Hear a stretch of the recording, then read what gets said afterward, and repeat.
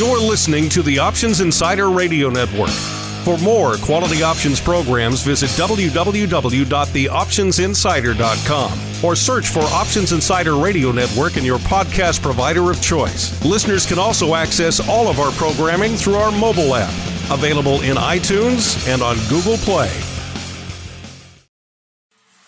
Welcome to Volatility Views, the premier program for volatility traders. Each week, we'll take a deep dive into the world of volatility with in-depth analysis, trading activity reviews, strategy breakdowns, cutting-edge education, and much more. We'll also bring you exclusive conversations with the traders, researchers, and asset managers who are reshaping the volatility landscape.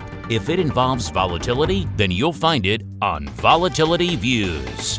Volatility Views is brought to you by MIAX, one of the fastest options platforms in the world. MIAX is now trading options on the SPIKES Volatility Index, offering pinpoint accuracy, radically faster dissemination, and a highly transparent settlement auction for confident trading, all for competitive exchange fees. It's time to make a change and give yourself an edge with SPIKES. Learn more about SPIKES at www.miaxoptions.com/spikes. Options involve risk and are not suitable for all investors. The statements made are provided for information purposes only and are not intended to provide and should not be relied on for financial or legal advice. And now, it's time to take a deep dive into the world of volatility.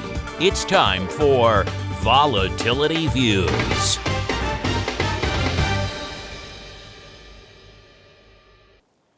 All right, everybody, it's that time again. It's time to talk about some volatility. Yes, it is time for Volatility Views, the premier program for volatility traders. My name is Mark Longo. If I sound a little bit different, it's because I'm coming at you, not from our studio in Chicago, but no, I'm still down here on the Intergalactic Spectacular, enjoying a little bit of the old Southern studio hospitality, even though the weather not too hospitable.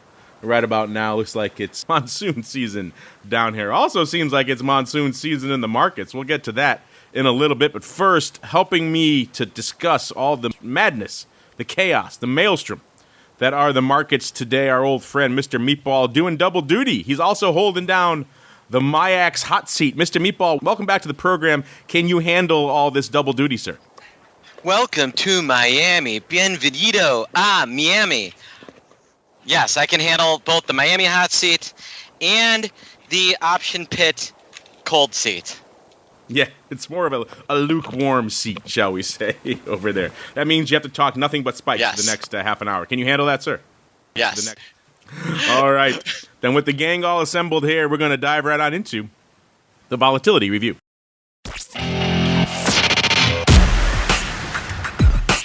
It's time to break down the latest developments in the volatility trading world. It's time for the Volatility Review.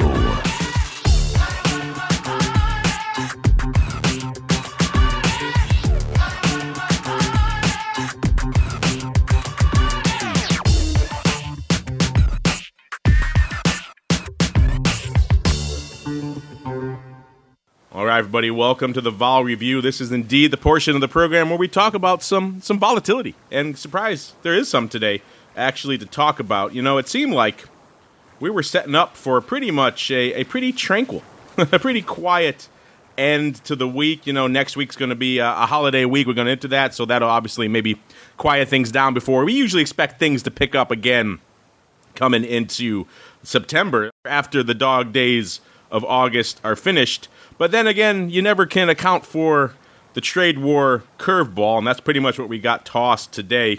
China saying, the heck with you.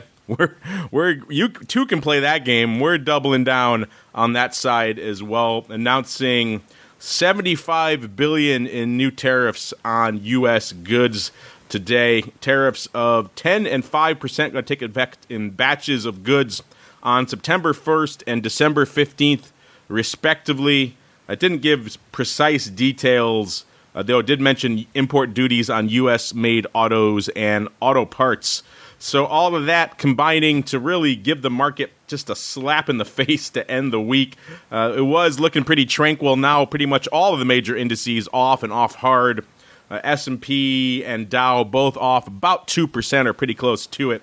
And then we got tech-heavy NASDAQ just feeling the heat, off 2.5% right now. We've got oil taking a beating as well. Pretty much the only green on the screen today are VIX and spikes and gold. That's pretty much it. Gold up nearly 2%, right around 1538 or so. Crude, of course, taking a bath today as well. We've seen that global demand story has been the predominant driver above everything else, above Middle East tensions, above domestic supply, above all these other concerns. It's been global demand, obviously exacerbating the trade war. Not exactly a good thing for global crude demand. So as a result, we're seeing crude taking it on the chin. And like we said, the only things really up coming into showtime are volatility. We're seeing VIX cash up to about a 20.5 or so. That puts it, let's see, up about 4 points just today, and then about 2 points from our last show last week. So still elevated even from last week. So spoiler alert, none of us had it this aggressive on the crystal ball. I looked, Mark, I looked like spot on brilliant until 10:11 a.m. Central Time. You mean spot on brilliant in the pick that I forced you to pick because I picked your original pick? Yes, exactly. So you're 18.5.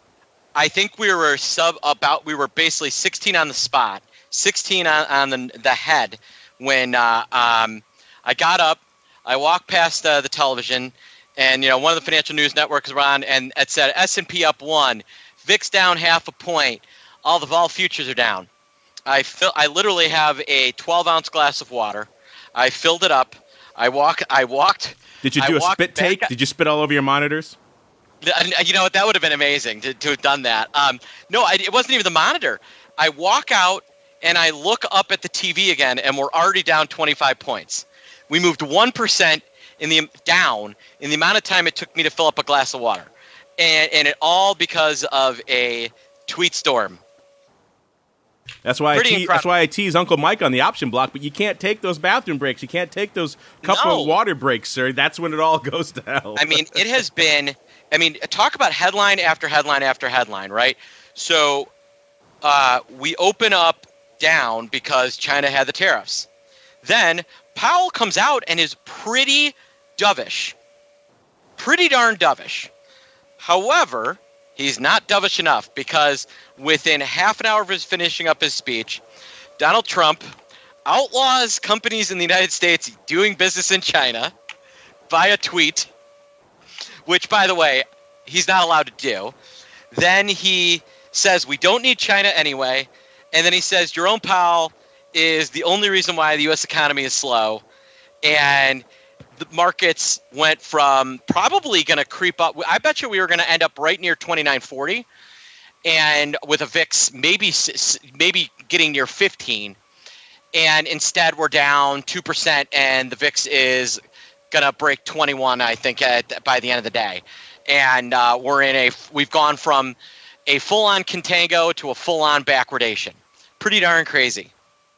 By the way, I'm just hearing that some of the live stream wasn't going through. That should be better now, so you guys should be hearing us. We have been doing the show. I guess it wasn't going. That's what happens when you do the mobile studio. Sometimes all the moving parts don't move together as you like, but you guys should be hearing that now, so hopefully everything is working out there. But Mr. Meatball, sounds like an interesting turn of the day. Too bad. I was looking forward to that option pit spit take. I guess not today. Maybe next time, sir. No, next time. But I can only do the spit take if Lauren and I are both getting water at the same time. I only do spit takes when I have someone to spit the water on. Oh, that makes it just disgusting then at that point. Yes, exactly. It goes from comedic to disgusting very quickly on that point. That actually happened to me this weekend. So I'm taking I'm on a diet, so I decided to take a little bit of a break from beer. And so my brother-in-law is over for Valentino's 3rd birthday this weekend, and I'm like, let me get you a beer. So I crack it open, and what do you think the beer did to me? It exploded all over you. It exploded all over my face. So there you go. At least you didn't spit it on anyone. So I said, I'm not drinking beer this week. Crack. The beer spit taked into me. So the beer had other thoughts for you. And the beer went, you're giving a beer. Well, let's look at what else is lighting up the tape out here in addition to Mr. Meatball's spit takes. We got spikes up pretty hard as well, as you would expect, up to about 21.25. That puts it up about 1.5 points from this time last week. Our old friend VVIX as you would expect, also moving to the north pretty hard, up about 12.5 handles today to about 113.5. That puts it up about 5 points from where it was this time last week as well. So things are rocking and rolling, as you might imagine. Seeing that VIX futures curve also reflecting some interesting juice, shall we say, Mr. Meatball. Anything catching your eye in the weirdness of the VIX futures curve today, sir? Like I said, we've got a crazy backward, whereas yesterday, this morning we were in looking at a pretty strong contango, and a kind of let's get out front of the long weekend, complete vol collapse, and now we've got the cash is trading a point over the SEP. September's trading 40 cents over 30 cents over October. October's trading 50 cents over November. So if you had to pick out one month that's maybe a little pricey relative to the other months, you might say October. And obviously December is the cheapest of the brood. And, that's an interesting one. It's coming in at 1860. So, you still have that seasonality kink in there, which I still don't understand why that's there. It's been proven false, but that is what is there.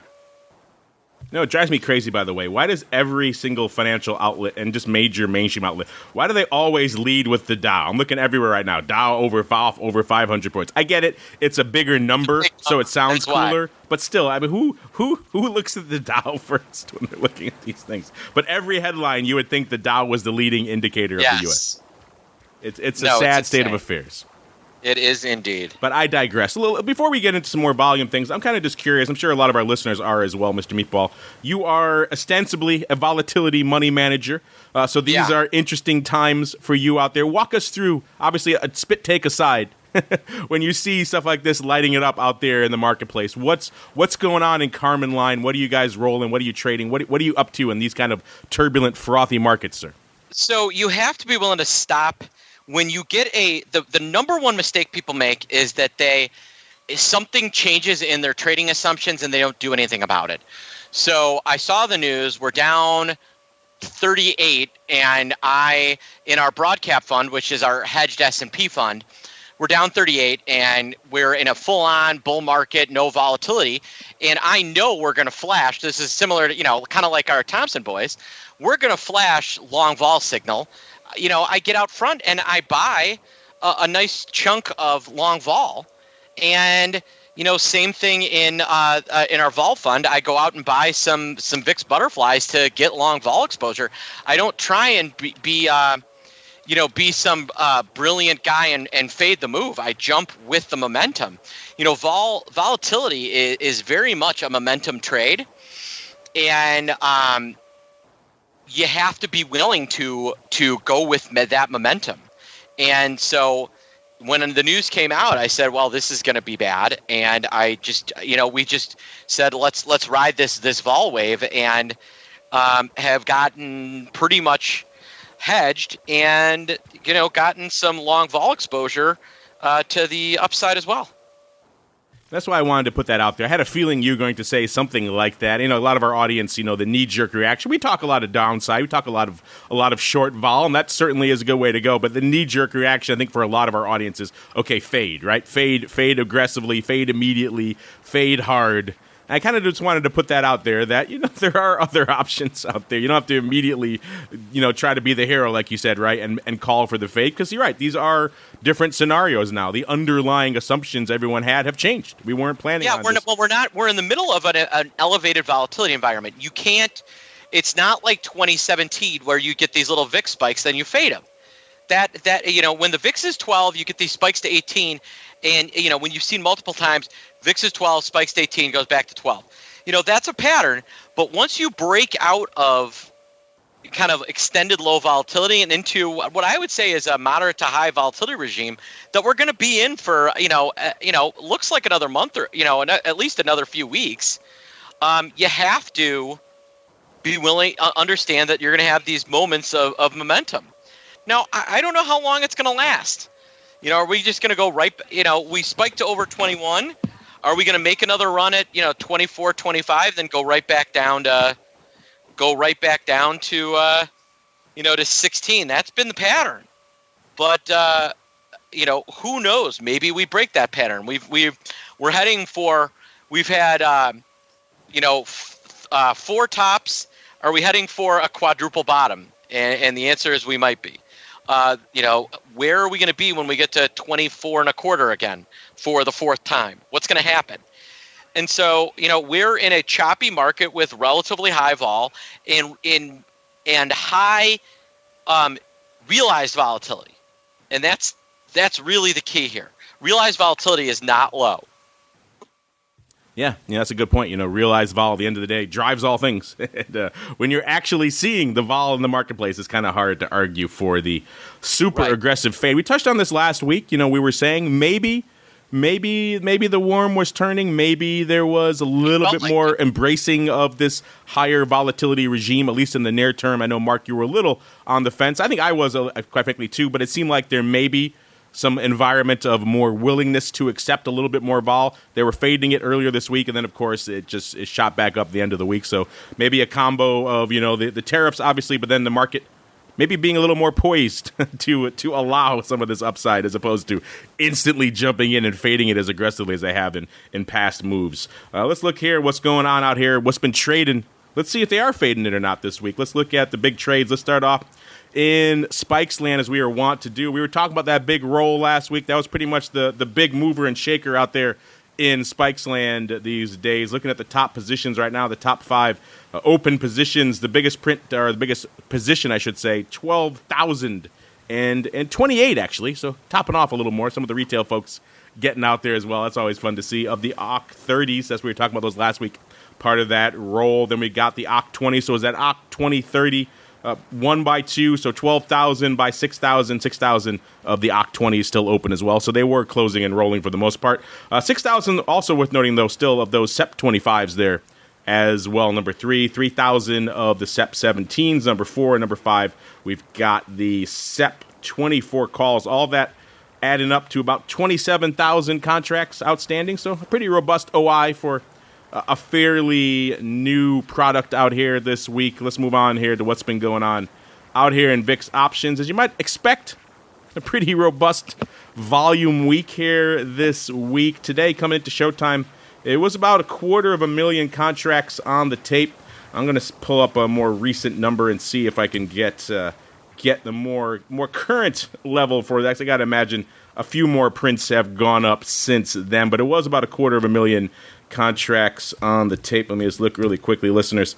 Again, I'll check in with our friend, the Flow Master. See, about 300,000 over here, according to our friends over there in Trade Alert land. So a decent volume day, but not exactly blowing the doors off. Again, we have seen some sustained vol for a while now. This is not our first rodeo, so not exactly the shocking move. It might seem shocking in the broad indices, but in the vol space, not exactly shocking. So about 300,000 contracts on the tape here, a little bit of the ways into showtime. The ADV also creeping up. It's up to about 731. That puts it up about 42,000 contracts compared to this time last week. So you know what it takes to really move the needle out here from an ADV perspective in VIX land. And obviously we've been seeing some action out there, 731. Pretty much close to double what it was just about a month ago out there when it was looking pretty paltry and threatening to break 400,000 to the downside. Yesterday, we saw 419,000 contracts on the tape. Wednesday, 598, almost 600,000. The big day of the week was Tuesday, 687,000 contracts. Monday, 571. Let's break down what all this fury, this frenzy of trading has added up to. Let's look at our top 10 size positions out here in VIX land right now. Number 10, the OC 40s. Interesting. The 40s lighting it up. Again, maybe a sign of where we are now in the vol curve. We don't usually see the 30s get a lot of love. Don't usually see the 40s getting some love. So maybe that's emblematic of what we were talking about, what Simon was talking about last week. Maybe a little bit of a new upside era. 148,000 of those bad boys. Number 10. Number 9, the SEP 21s. $150 open there. Number 8, OC 16 puts, our first put on the list, 153,000 there. Also, the dearth of puts, maybe another sign of what we're in for here. Number 7, the SEP 26s, 159,000. Number 6, the SEP 30s. Remember, our old friend the 30s, still out there, still popular. 185,000 for number 6. Number 5, the SEP 20s, $185 on the tape. Number 4, the SEP 16 puts, our second and final put. So only 2 puts out of the top 10 this week, listeners. Again, maybe a sign of what's going on out there. SEP 16 puts 189,000. Number 3, the SEP 24 calls, 217,000. Number 2 here, SEP 23 calls, 231,000. And number 1 with a bullet this week, the SEP 25s, seem comparatively much more reasonable than they did a week ago. 389,000 of those bad boys. Total OI about 7.5 million. It's come off a little bit. Some of those big positions have rolled off the board, but about 7.5 million contracts open, about 5.5 million on the call side, and about 2 million on the put side. Before I start breaking down some of the big prints of the week, Mr. Meatball, anything resonating for you on the VIX options side? Any trades really standing out? There's been, for how crazy today is, we actually saw a lot more paper on like Wednesday than we did today. Today, I think kind of one of the more interesting trades that we saw after all this went down, customer bought 7,500 of the OCC 14 puts to sell 1,300 of the OCC 24 calls.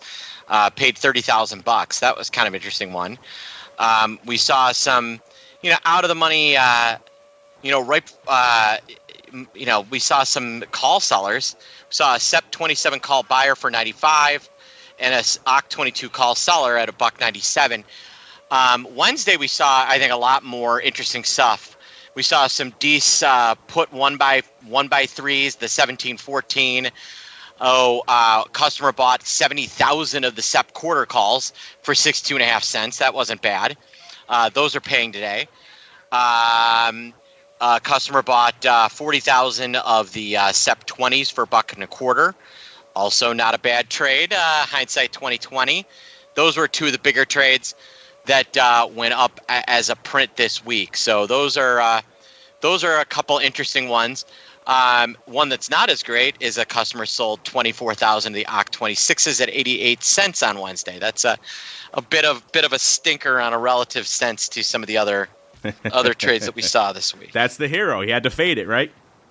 And exactly. And apparently not working out so well. But you're right. Looking at the prints today, you would never know that we were selling off 2% across the board here, because the numbers going up today, at least in VIX options land, not exactly lighting up the board. The biggest print out there right now looks like it's a bit of a funky ratio risk reversal. We've got the SEP 17 puts going up 14,500 times for $1.13 against 4,350 of the SEP 19 calls for $1.95. Looks like they're selling the puts to buy the calls there. Again, doing it on a bit of a funky ratio, and that's one of the bigger prints we're seeing today, which tells you something. Also seeing somebody, it's like apparently maybe dumping out some SEP upside. SEP 24 is going up about almost 12,000 times right off the bid there, about 77.5 cents. So that's opening actually though. So interesting. Maybe someone taking it, maybe going back to being the hero, maybe someone trying to fade here pretty aggressively. Yesterday, the big print on Thursday was our old friend, the 1x2 was back for some pretty decent size. It was the OCC 1925 1x2 going up 20,000 by almost 40,000, 20,000 by 39,400, doing it effectively for 7 cents here, 207 by a buck here on this 1x2. Lifting the offer on the 25 calls, which is kind of interesting. I got to imagine they're going into that. They're probably selling one to buy two, but crazier things have happened. It is not opening on either leg, so they could have been unwinding what they had before as well, which if they did, maybe they wish they waited a day or so if they are indeed taking off that short 1x2. Also saw a bit of a funky fly, ratio fly, really. Not quite a traditional fly going up yesterday. It was the SEP 37.5, 42.5, 45 call ratio fly going up 6,800 by 17,800 on the 42 halves, by 8,700 on the 45. So funky, I think, is the best way to describe that one. The ratios don't really line up. The premium maybe does, but still a bit of a funky fly. You like that one, Mr. Meatball? Let's say he did it traditionally, 1x2 by 1. SEP 37.5, 42.5, 45 fly. Does that one get you excited, sir, in Carmen line? That's not a terrible trade. I mean, what did he pay for it? If he didn't lose his shirt buying it, the ratios are all over the place. I don't know the exact level. Yeah, he paid 17 for the 37 halves. Looks like he sold 2 of the 42 halves for 13 cents. You're up to 26, and they paid 12 for a weird number of the 45s. That's not a bad little trade. I don't hate that. I've seen much worse. Let's put it that way. You're really banking on there being some sort of upside. You want it like an upside move, but not nothing that's going to absolutely just completely. You're looking for a move to like 40. If you go beyond that, you start running into some problems. But it's not a terrible trade, I guess. I've seen worse. Actually, it looks like it might have been like about a 4-cent debit because the ratios are a little funky, but still, that's even more attractive. It's just a cheap way. It's just a cheap way to get long. Cheap flyer on some upside, as long as you're not too long, right? It's not. I don't hate it. I know you like yourself some good VIX flies. I don't know if north of the 35 strike is where you typically like to play with I like those. to go a little closer to the money. But still, an interesting one. You mentioned the big call prints on Wednesday. Wednesday, kind of one of the big volume days of the week. Kind of strange that we're not seeing similar size paper today, but that's the way the VIX ball rolls here. The big prints, you mentioned the SEP 25s, Mr. Meatball, on Wednesday. They went up for size, including a block of about 56,000 for 62.5 cents. The old 5/8 rearing its ugly head out there again, near the offer out there. We've also got SEP 20s going up 40,000 times on the bid on Wednesday for $1.25. There's a upside call palooza out there. OCC 26s for 88 cents, about 24,000 times, 3 cents off the bid there. None of those, I don't think any of those were opening. So, none of those were opening. So, size big prints. Also looks like the one big spread was one big put trade of the Wednesday was somebody looks like rolling some SEP 16 puts out to OCC, buying themselves another month, paying 20 cents to do it 21,000 times. Tuesday was a pretty light day. The big print looks like a SEP vertical, SEP 2025 vertical going up for looks like 80 cents, 13,000 times. 20. If they were buying that, I'm guessing they're probably a happy camper today. Not opening, so again, it's hard to tell. So much OI on these strikes to parse the tea leaves. But if they're buying that vertical, I'm going to go out on a limb and say they're probably happy today. And then Monday, we saw the big print of the day. Another kind of lighter day. The SEP calls were leading the dance on Monday. About 11,000 of the SEP 25s going up for 81 cents. That's pretty much right off the bid. And 10,000 of the SEP 22 calls for, what do we got here? $1.21 here. That's kind of mid-market. We got our buddy Steve Sears here. He's chimed in on the show before, he heard what you said here about vol markets not panicking today, Mr. Meatball. He's saying that this is because it is a 20 VIX and the vol market has evolved since February 2018. If we get to a 30 VIX, the market will be very uneven. At 40 VIX, panic. What's 40 VIX mean? Historically, economic recession and worse. We have seen, certainly, he's got a point, have seen a certain evolution since last February, that's for sure. Uh-huh. So we're certainly not at the 40 VIX level by any means. No, but you look at VVIX, it's 113.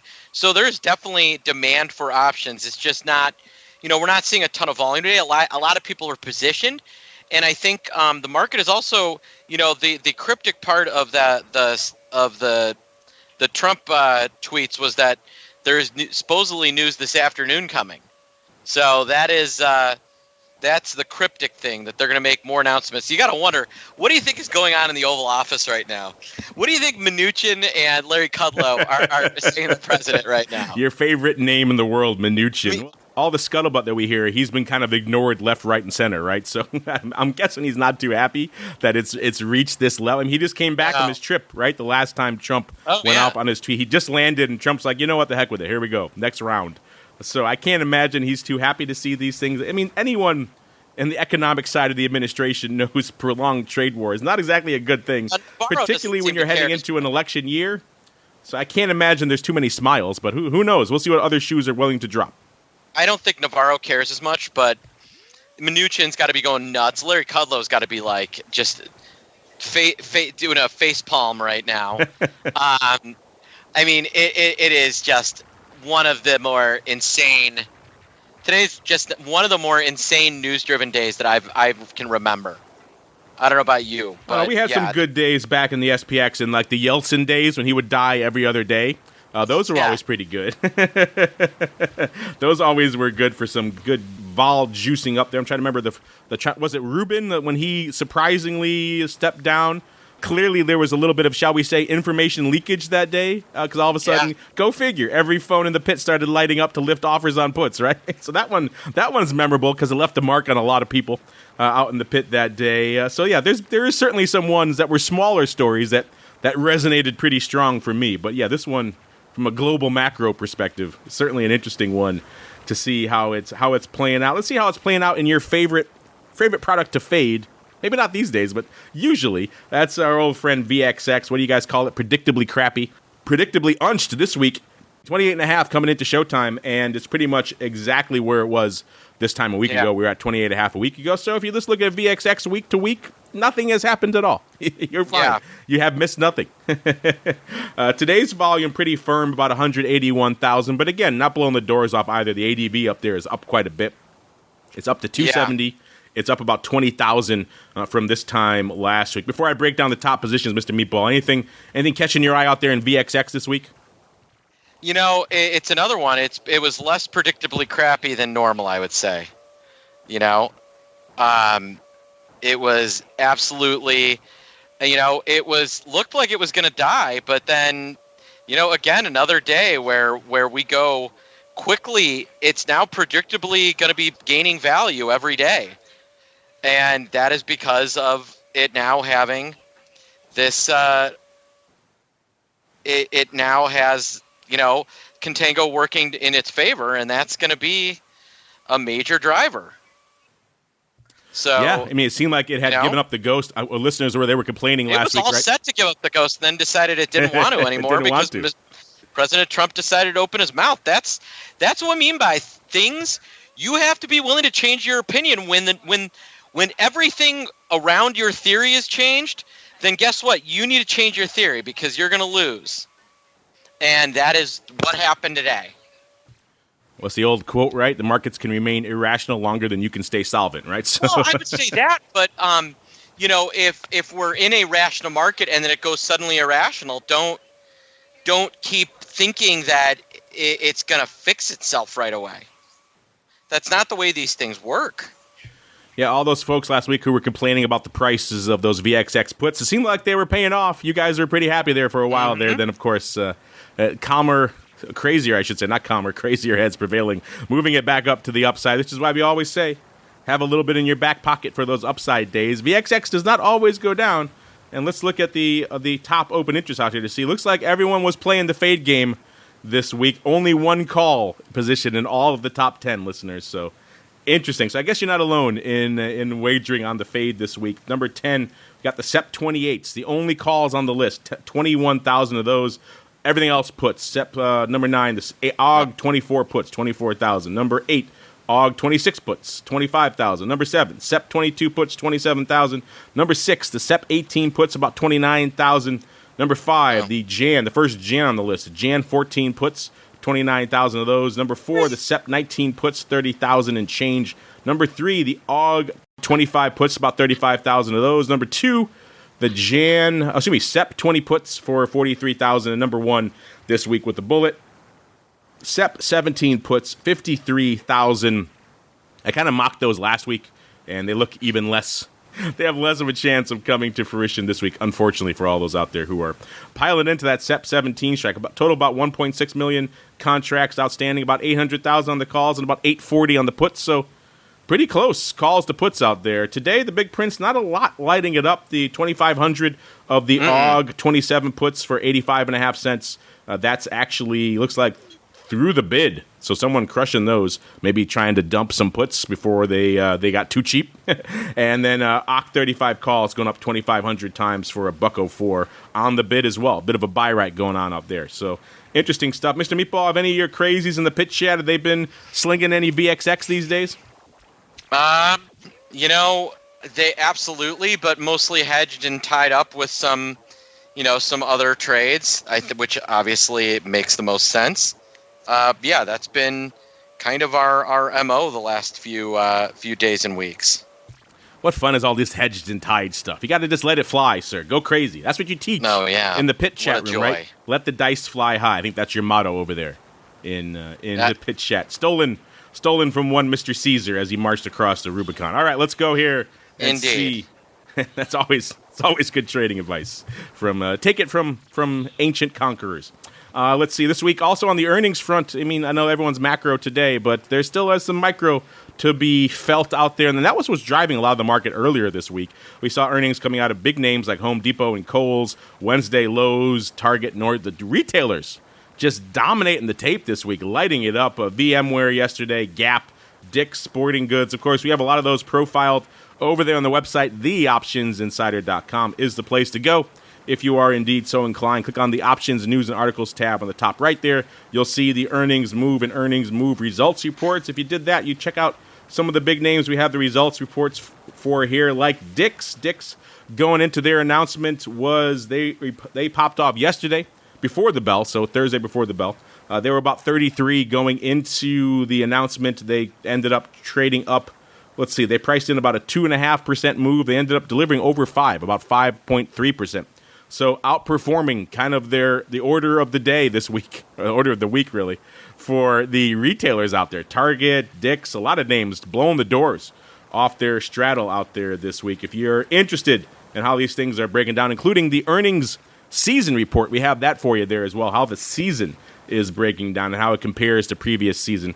Quite frankly, there's a heck of a lot of data over there available for you guys to crunch and to analyze, and it's all free, so take advantage of it before we come to our senses over there at theoptionsinsider.com. If you like it, make sure you hit up our friends over there at ORATS. Tell them you like it and to keep doing it because you guys love it over there. All right, Mr. Meatball, are you ready to put on your question-answering pants, sir?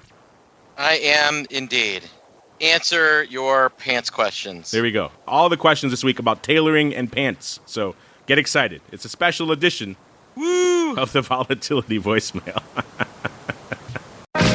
It's time to share your thoughts and opinions with your fellow volatility traders. It's time to check the Volatility voicemail. Make your voice heard by dialing 779-669-4VOL. Posting a comment on the optionsinsider.com, sending an email to questions@theoptionsinsider.com, or posting your questions to twitter.com/options or facebook.com/theoptionsinsider.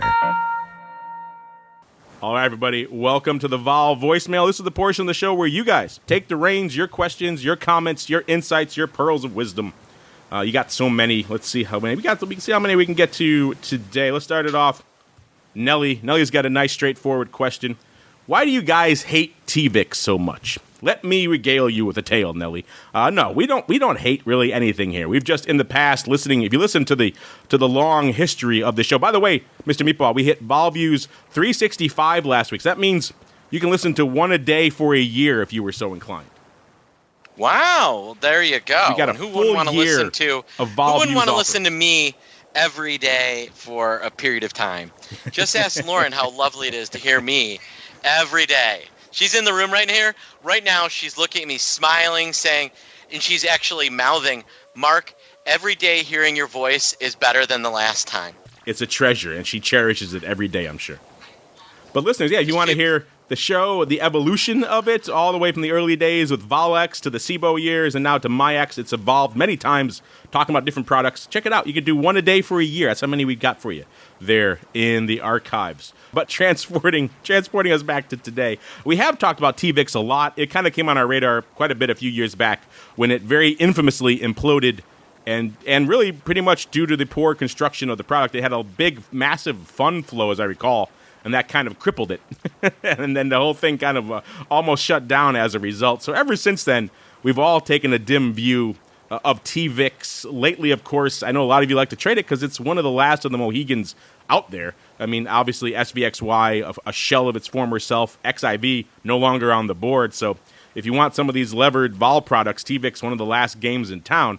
But it's still just a product we haven't had a lot of love for. I encourage you, Nelly, check out the option block we did yesterday. The folks from Fidelity said they're getting hit up a lot about TVIX these days. And we had a good discussion about the nuances of it, what makes it tick, why we're probably less enthused about it. By the way, Mr. Meatball, I asked your cohort yesterday, Mr. Rocklopster, if he had any use cases for TVIX, and he said, "Yeah, my use case is to avoid it." No, I mean there are some reasons. I mean, it's an interesting shortable product. It doesn't do a great job on the upside. If you could catch it on a day like today and buy a bunch of it, you can make a pretty quick profit. But you really have to. It's not one you can buy and hold. Just ask a bunch of advisors at Wells Fargo. Yeah, that's another narrative. It gets lumped into this narrative, you need to get some long vol exposure in your portfolio. Get long this VXX or get long this TVIX. And we've always said many times that is a terrible way to go.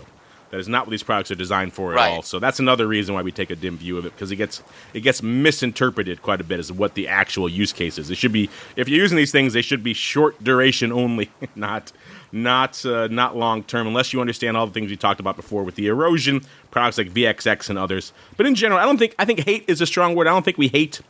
We just we don't like it very Dislike. much. How about that?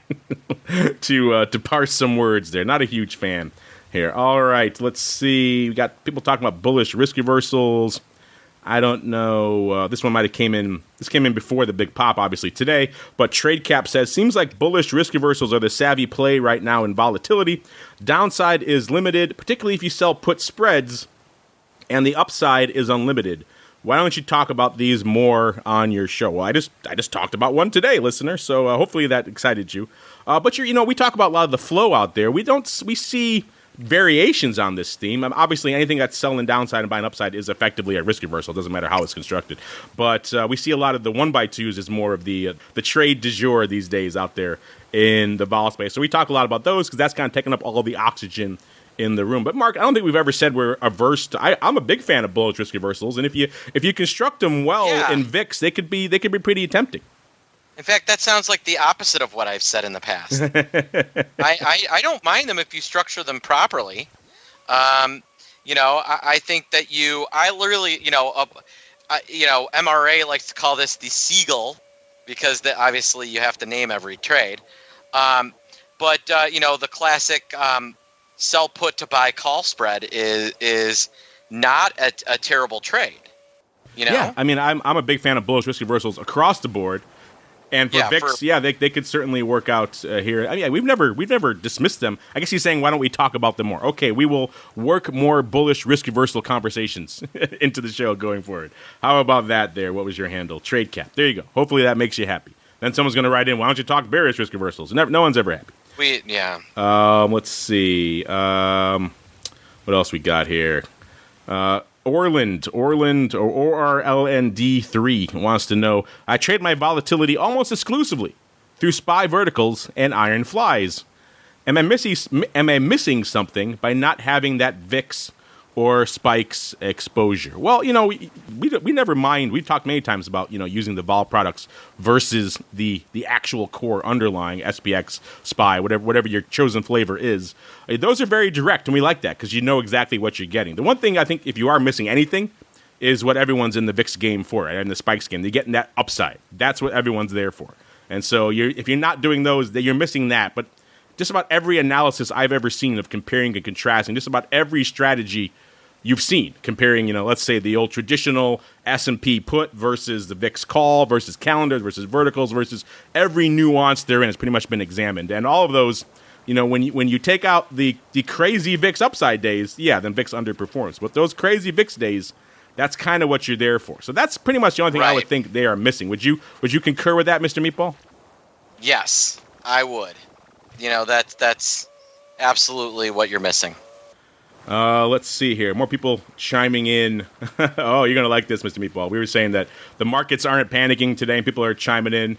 Gosh, not VIX is up 25%. Yes, exactly. Actually, you're off, though. 23.8%. This guy, Mike Shell, writing in saying, 23.8% isn't exactly a small move in VIX. I knew you're going to love that. That is, come on, guys. I knew you're going to love that. Just for you. Either stop referring it to that way or stop listening to the show. And we'd prefer the former to the latter. I knew that one would just pique your fancy so much. That's just ridiculous. Our buddy Mr. Steers chiming in again. He says 20 is a sticky strike for VIX. Always has been. Maybe he's buying into that that reverse gamma argument we were talking about before. He said it fell from favor from February 2018 mishap, but it is back in vogue this year. Key test, I think, is what happens if VIX blows through 20. Then this will get more interesting. Well, I guess we'll see. But there you go. I knew you would love. I'm a big fan of Mr. Sears, so I knew you would love the percent of percent. That's kind of why I had to put that one out there. It's a good thing we got the live working again, so people could share their enjoyable views. Awesome. Thanks. And by the way, we tease because we love. Keep on listening, even you percenters, we love you all.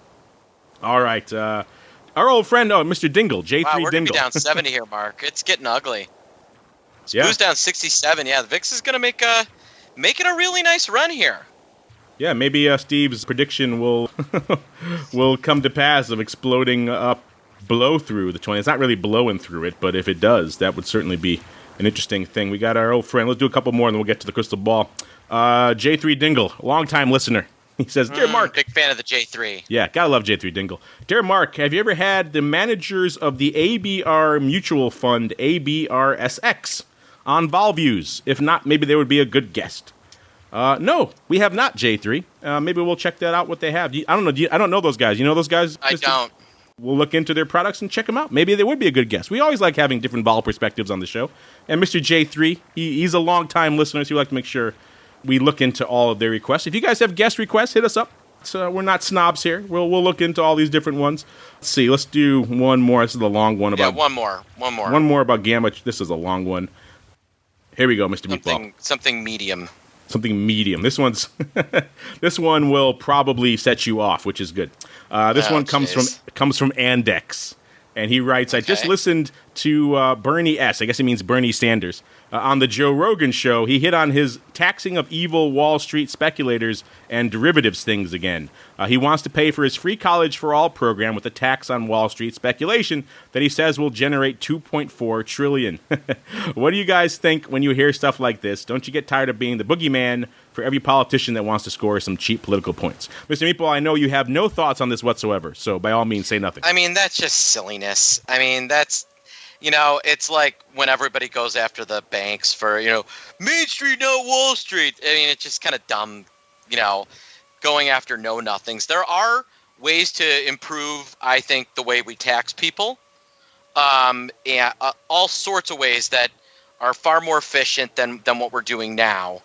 And actually, I think there are ways to really force a boost to the economy, maybe even tax a little more, and actually do some positive things that make some more sense. I have some strong feelings about stock buybacks, things like that I don't know do a lot of great good, and yet get some positive tax treatment. Like, the fact that a stock buyback gets similar tax treatment to, say, constructing a building, I think is a little ridiculous. And so, you could talk me into some things there with Mr. Sanders, but this idea that we go after transactions is absolutely ludicrous. Maybe, actually, I'm going to take that back a little bit. Maybe if you, above a certain number of transactions, it would make some sense in order to try and weed out a lot of like the really crappy, stuff that doesn't actually add value. That's just trying to, the packet stuffers, if you will. And for those of you who don't know what a packet is, it's a very inside baseball term, but it's basically that's how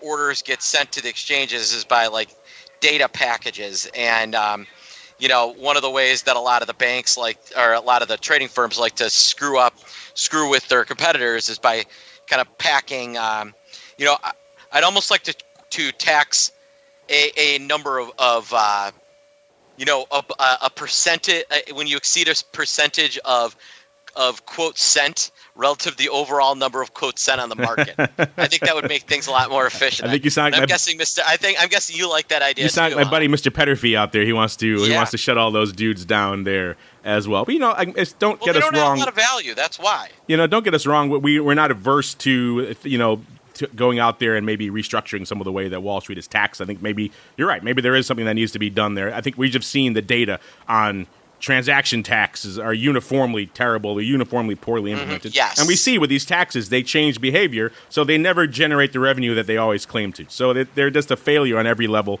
They'll cause all sorts of issues. You'll see liquidity dry up. It'll be a terrible thing. So it's not a good thing. We can say that pretty firmly. But if other ideas, sure, we'll explore. Yeah, I'm open. Yeah, we're not here to hold water for anybody here on the show, but ideas that have been proven to be false and not and demonstrably bad for the marketplace. We're not going to Yeah, I mean, that did not work for, I think they tried that in London, and it was an unmitigated disaster. Yeah, they tried it in several places, and every single one of them has been just a complete disaster from beginning to end. So all it does is cost them money. We do not need to repeat that experiment there. But we do need to do, though, is keep on rolling and see what the hell the vol gods are up to these days. A little bit of the old crystal ball.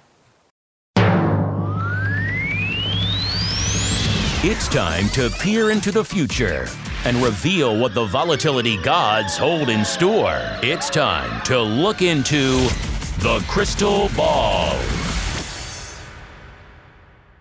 All right, everybody, welcome to the crystal ball. This was the challenging one this week, coming into showtime. As you recall, listeners, I was at the very deft 18.5. The meatball, I spooked him to the downside, so he went down to 16.75. So he was copying my pick from the week before. No. And then our buddy Simon my was 18.5 because you went in front of me. I went first. I had the more accurate prediction, therefore I got to go first. That's how this game works, sir. When you get the more accurate prediction, you can go first. I don't hold it against you. Oh, whatever. And then our buddy Mr. Simon was kind of the Goldilocks in between at 17 and a third. Spoiler alert, none of us factored in the trade war today, so we're not exactly seeing those levels. All of us outside of the required 1 point range. You're seeing spikes right now coming in the tail end of the show at about a 21.40, or it's actually 21.5 now. So gapping up a little bit, and our old friend VIX Cash was at about a 20.90. Let's see exactly where it is right now. There we go. It's at about 20.90 still. So 20.90 on the VIX Cash. 21.5 on spikes, so that premium back in spikes, which is interesting. But spoiler alert, none of us winning this. So I'm technically the closest, Mr. Meatball. But you know what? Since you're so complainy this week, I'll let you have the choice. Do you want to go first or do you want to go last? I'll go first, and I'm going to guess 18.5. See, I reward you. I give you a kind gesture. And I just slapped you in the face. You slapped me in the face. So remind me never to do that again. Oh, no good deed, listeners, goes unpunished here on the volatility. There we go. 18.5 for the meatball. So like I said, we're at about a 21.5 on spikes, 20.90, almost 21 on VIX Cash here. I'm not liking these levels where we are right now. Again, crazier heads could rear themselves. We could get up to low 20s, even higher, early next week. I think maybe by the end of the week, some calmer heads will prevail. But I think we'll still be fairly elevated. I think maybe we'll even be north of an 18.5. I'm going to say 19.30 this time next show. All right. So we got a little bit of some vacillation here next week. So still elevated, still frothy, still juicy. If you guys have thoughts, Vacillation, that was one of my favorite songs by the Flaming Lips. Not one on my playlist day to day, I have to say, sir. But I'll check it out just for you. And speaking of music, that music that's kicking in, at least on the podcast version right now, means, unfortunately, listeners, we've come to the end of an epic sojourn through the world of volatility. Mr. Meatball, things are not exactly right with the world. I don't know if you know this, Mr. Meatball, but the Dow is off over 500 points. So that's really? That's a scary thing when you see that literally everywhere. Like it might get to 600 when all is said and done. Today is all the major ugly. indices have continued to sell. So we did our job. We spooked the markets to the downside because everything, Dow's off 2.25%, S&P off 2.33%, NASDAQ closing in on 3% to the downside. So this looks pretty ugly, Mr. Meatball. But before we go, if folks are or maybe they're terrified of these markets, they need a guiding hand to lead them through the volatility morass these days. Where should they go? What should they do? Go to optionpit.com/Kramer. You can do, and you can take our VIX primer and get a half an hour mentoring session with me, and you can get a month of OptionPit Live and the Vol newsletter, all for $97. OptionPit.com/Kramer. And of course, as you know, if you want to know about fashion and finance and cooking and the Enneagram, what's it called? What's it called, Lauren? Yeah, the Enneagram test, or about what streaming services we like the best. Subscribe to the Cash and Couture podcast with at Big Blonde Hair and at Option Pit. There you go. Available on most major podcast services, I assume. So there you go. Check out Cash and Couture for all the latest on VIX and fashion. And of course, if you want to learn what's going on in the land of spikes, MIAX Options, MIAX Options.com/spikes, or just type MIAX and spikes into your Google machine.